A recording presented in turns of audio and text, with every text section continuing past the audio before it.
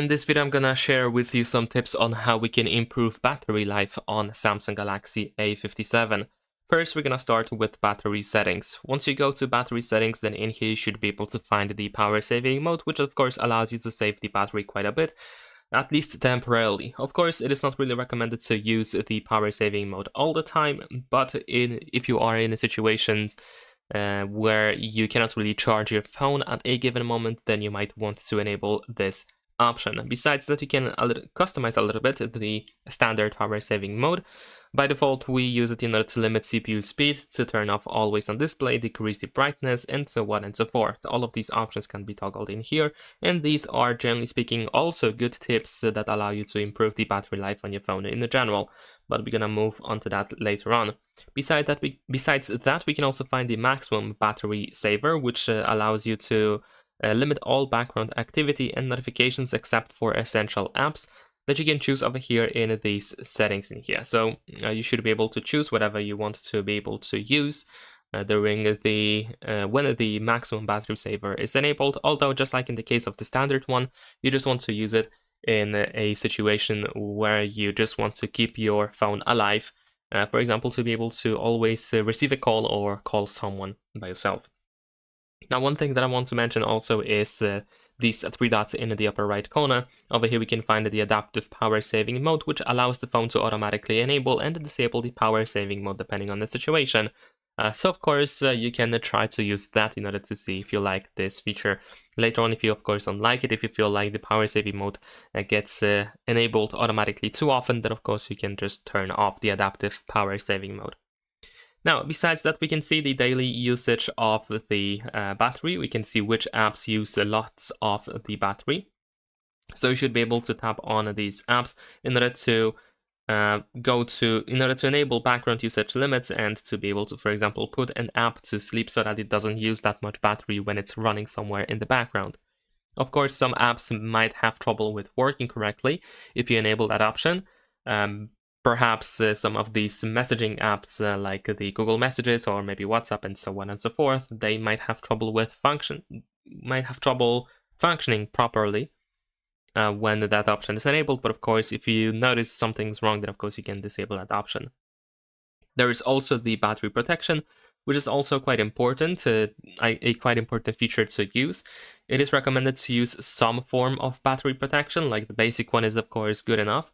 But ideally you want to use the maximum one, although I'm pretty sure it is definitely inconvenient for many people to use it, simply because it limits the option to charge the battery to 100%, and the battery is limited to 80, 85, 90 or 95%. Of course, ideally you want to use 80%, but also if you use the basic battery protection, in here we have the sleep timer protection, which also allows the phone to be limited to 80%, and then of course only while you are asleep, at least in theory. And then whenever the phone recognizes that you are about to get up and unplug your power adapter, the phone starts charging from 80 to 100% back again. Of course, this option might not work well at first. It might need some time to figure out how you charge your phone and when you unplug the power adapter from the phone. But of course, after some time, the phone should be able to figure it out. Now, you may notice that many of these options include like 80% of the battery or something like that. Often these options limit battery charging to 80%. And if you are wondering why, it is pretty straightforward. Batteries nowadays are built in such a way that 80% seems to be the best spot for them. That is, the best way to charge the battery is to exactly 80% in order to keep it optimized and in a healthy state for as long as possible, because of course batteries, after some time, they are being used and they start aging and they have less capacity, they lose the capacity, and of course then the battery drains faster. There is nothing really, well, it's not like there's nothing you can do, but what I'm trying to say is that it is inevitable to experience the battery aging process. You cannot really fully stop it, but of course you can slow it down. This is why, of course, you have these 80% options. And if you're wondering when you should start charging the battery, then the answer seems to be something around 20%. Now, in the case of charging the phone, it is not so clear. There are many different theories about it. Some people say it's 15%, some people say it's 20, some people say it's 25, and even 30. It seems that 20% seems to be the best case, but one thing is for sure, you don't really want to completely run out of the battery on your phone. You don't really want to discharge it completely. You always want to start charging before you completely run out of the battery. And that seems to be the best practice. Alright, so besides battery protection, what else can we do? Of course, we have the charging settings, so if you are a person that believes that fast charging ruins the battery, then of course you want to disable fast charging option in here. Personally, I do not believe so, but if you do, of course, you can turn off fast charging option in here. Now, besides the battery settings, there are also other settings that are not directly related to the battery, but of course, if we use those features, then of course the battery can be running, well, it can be drained faster. For example, if we go to location, over here we should be able to find location services, and then in here we can find Wi-Fi and Bluetooth scanning. You want to disable these options simply because they can allow you to save the battery a little bit, not so much, but a little bit. And the reason why you want to disable them is because, besides the battery, they are not really needed all the time. You don't really have to use these features all the time, they don't have to be enabled. And whenever your phone or an app requires you to use those features, then of course you can turn it on. Usually your phone informs you about it, so you have the option to quickly jump to these settings and you can turn on or turn off Wi-Fi scanning. And of course, such things as location, NFC, Wi-Fi, Bluetooth, mobile data, and so on and so forth, these options, of course, can be disabled whenever you don't need them. Of course, if you don't have any Bluetooth device connected at a given moment to your Samsung Galaxy A57, there's probably no need to have Bluetooth enabled. So you can just turn it off, and definitely it can save you some battery. The same thing can be said about, for example, mobile data. When you are at home and you have Wi-Fi, or if you are outside and you don't have any Wi-Fi network at a given moment, then of course you can disable Wi-Fi completely and then turn it back on whenever you go back home. So I think you get the idea. And same with NFC, for example, you can turn it off whenever you don't need to pay, and of course you can turn it on whenever you have to pay with your phone.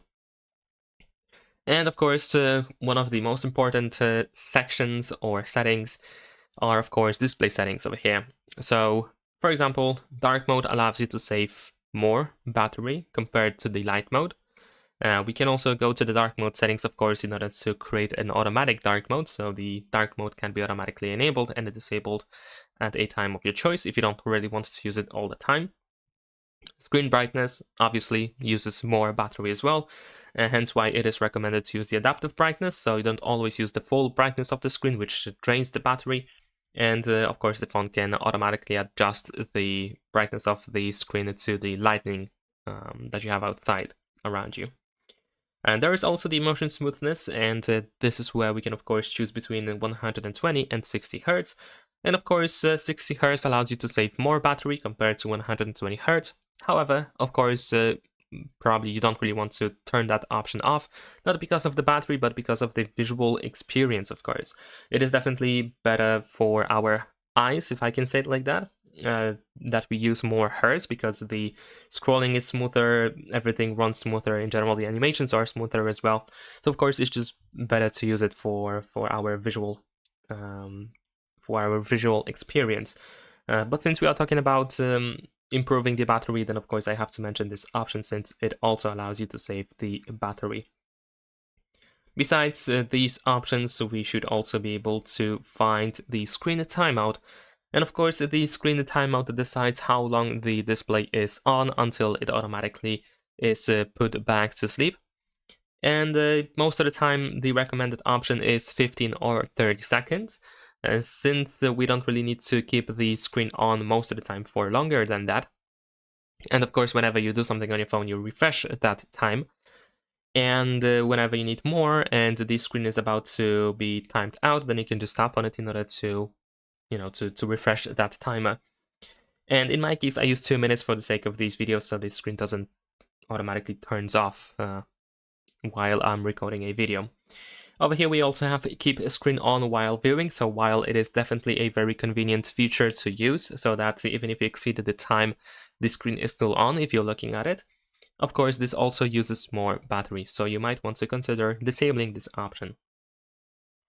And that seems to be pretty much it in the case of display settings. I also have to mention some additional things, like for example, apps that are always running in the background that are very demanding for the battery, such as animated wallpapers.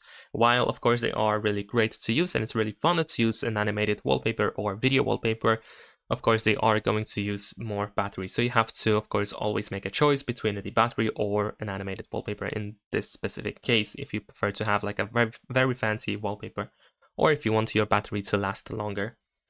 And of course, whatever you do with your phone also has an impact on the battery. Like, let's say you play games a lot on your phone. Naturally, games are very demanding, so you will definitely drain the battery faster if you just use it to, for example, I don't know, like browse the internet, maybe watch some videos and so on and so forth. But this is just another example. Now, if there is anything else that I didn't mention in this video, then please let me know in the comments. And if you're watching this video, check out the comments. Maybe you can find some additional tips that can be quite useful to implement on your phone. If you're looking for guides for Samsung Galaxy A57, then you can check out my channel or a playlist. I have a bunch of different videos and tutorials for this phone, so you can probably find something for yourself. Leave a like and subscribe.